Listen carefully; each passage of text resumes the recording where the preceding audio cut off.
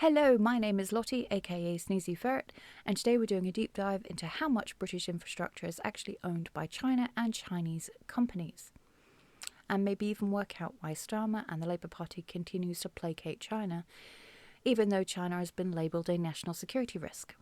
Not by me, but by our own military and by our Ministry of Defence. So, why is it more dangerous for a Chinese company to purchase British infrastructure but not a company from another country? Well, it comes down to Chinese law, which mandates that all Chinese companies are to align closely with Chinese Communist Party directives and to assist with national intelligence efforts. Obviously, that is a risk to our national security, not just to ours, but to all infrastructure, regardless of which country it is. So let's start this off with an article from the BBC published in April. This one starts off talking about the Scunthorpe Steelworks. Now, the fate of that steelworks has shone a fresh spotlight on Chinese investment in the UK economy, with critics raising questions over potential security risks.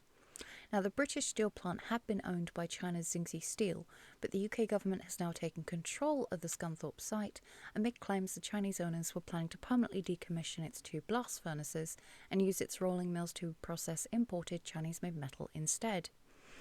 So, how much Chinese investment is there in the UK in total? Well, data from the Office for National Statistics suggests that total Chinese investment in the UK in 2023 amounted to only around £4.3 billion, which is a small fraction of the total £2 trillion of overseas investment in the British economy in that year. However, this is likely to be a considerable underrepresentation of the true scale of Chinese investment in the UK, because the official data only includes the immediate investing country, not the ultimate source of the money, and because of lack of transparency from Beijing when it comes to overseas ownership stakes.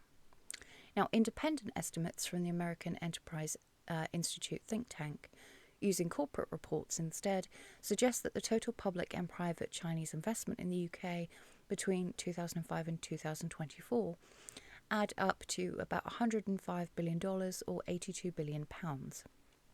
This would have made Britain the third largest national destination of Chinese investment over this period, after only the US and Australia.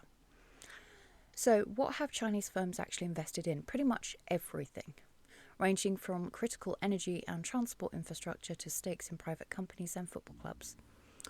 Significant Chinese investment in UK infrastructure includes a 10% stake in London's Heathrow Airport by the China Investment Corporation, a sovereign wealth fund wholly owned by the Chinese state. The Hong Kong-based industrialist Li Ka-shing's investment group owns UK Power Networks, which operates electricity distribution infrastructure across London, the southeast of England and east of England.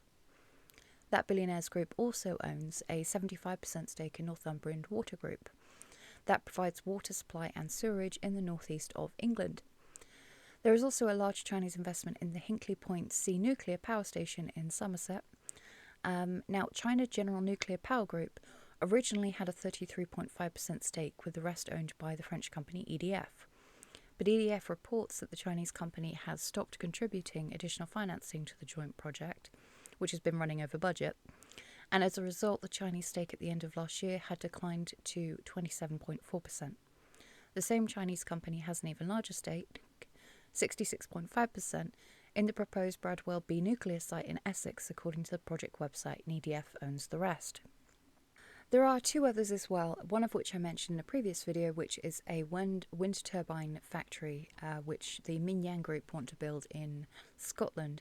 This would then provide wind turbines to be placed then in the offshore farms in the North Sea.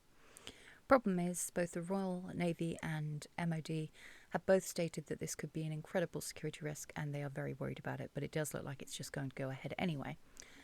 The second one, which is not mentioned by the article because it's breaking news, apparently, Ed Miliband approves biggest solar farm the size of 1,700 football pitches, despite Chinese slavery concerns.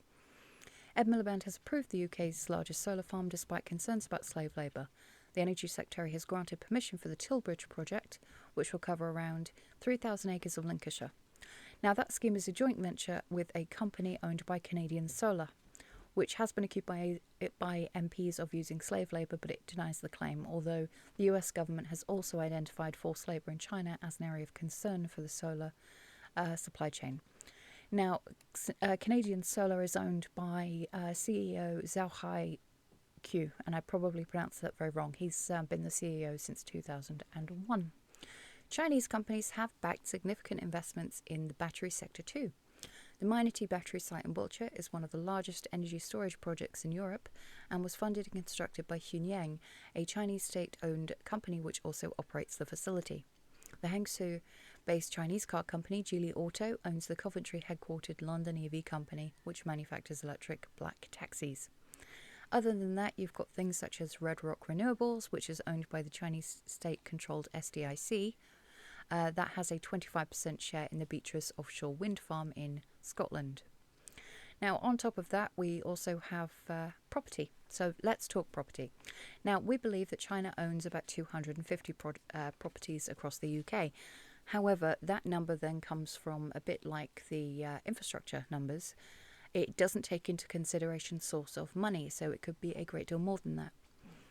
Now, a few of those mentionable properties would be the Leadenhall building in London, so the Cheese Grater skyscraper, and the Walkie Talkie building in Fenchurch Street. They're also the majority stakeholder in Logical, which is the European warehouse and logistics firm which has a major presence in the UK. Then we could talk retail and commercial parks. They do own properties such as the York's Monk's Cross and Leicester's Fosse shopping parks. Now, I could keep this video going for hours, and I literally do mean hours. I've been sat here going through list after list after list. I could start naming all the luxury brands. I could start naming the technology, investment funds, finance, all sorts of things. The one thing I will touch upon is the 30 independent schools at the very least in the past decade that China has purchased outright. It hasn't purchased any universities outright, but there have been an awful lot, in the tens of millions at the very least, of charitable donations which have been donated to Cambridge, Oxford and a lot of other universities. Now, of course, all of this comes just a few days after Starmer has been accused, well, let's say he's under a lot of pressure at the moment because of the sudden collapse of a trial against two British men who were accused of espionage on behalf of Beijing. Now, the Crown Prosecution Service, of course, said that the case was derailed because the government would not deliver evidence to show that China had been a threat to Britain's national security at the time of the alleged offences, which were between 2021 and 2023. I find that incredibly unbelievable, especially seeing as back in 2019 we had the issue with 5G and we ordered the Chinese firm Huawei to back out of all its influence with 5G in the UK. Hope that makes sense. Sorry, it's a lot of words and it's very late at night. A lot of numbers and figures and everything else. So how would I end this? Well, probably ending it with a comment from the NCSC in regards to the National Cybersecurity Centre. Now, they have said that China poses a capable cyber threat targeting a wide range of sectors and institutions across the globe, including the UK. We have allowed a country which we would view to be a massive threat to us, a massive cyber threat to us, security threat. We've accused them of espionage and all sorts of things, and yet we have allowed them to come into the country and buy up an awful lot of our very critical infrastructure, to have a massive influence on our technology services and systems, on our schools and universities. In fact, every single part of our everyday lives is touched in one way or another by Chinese influence. I don't think that is healthy for any nation, other than China, perhaps. We are Great Britain, or at least we're supposed to be. We're not supposed to be Britain under external influence. Now, that's the reason why we voted for Brexit, because we no longer wanted to have our government accountable to another government that we would never, ever get to vote on. We wanted sovereignty. We wanted to be able to rule over ourselves. But it would seem that there are ways to rule over Britain, and that is by the back door, so long as you've got the money to do it. So where does that leave us as a nation? Well, in a pretty bad place. Our government is so beholden to their Chinese overlords that they're willing to mess with our Crown Prosecution Service, allowing a very high-profile espionage case to just implode. And the same country responsible for that is one which is responsible for cyber attacks upon our country. And the funny thing is that that country also owns great swathes of our infrastructure, our vital infrastructure, water and power, as well as all the fun things. technology, entertainment, luxury brands, normal brands. I don't know what to say other than probably goodbye. I am exhausted, tired, and I don't know what to say. So, I'll see everyone in the next video. I hope this was of some interest to you. Unfortunately, it's not a happy one. News these days rarely is. At least try to have a good day, and I shall see you all in the next video.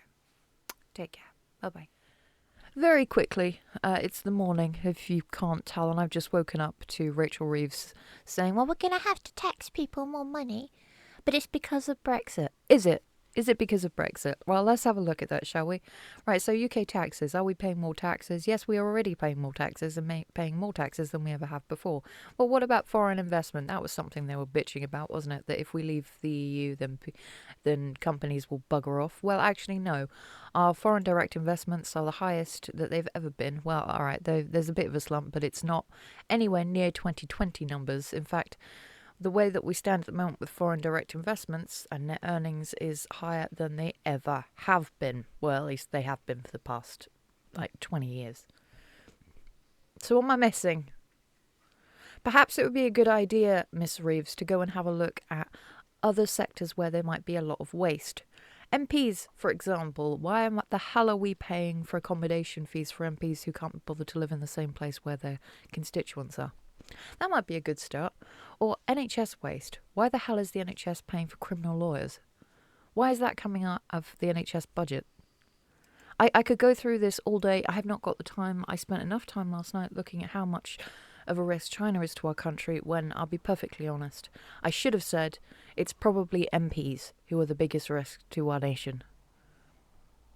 I'm going to have my coffee now. Goodbye.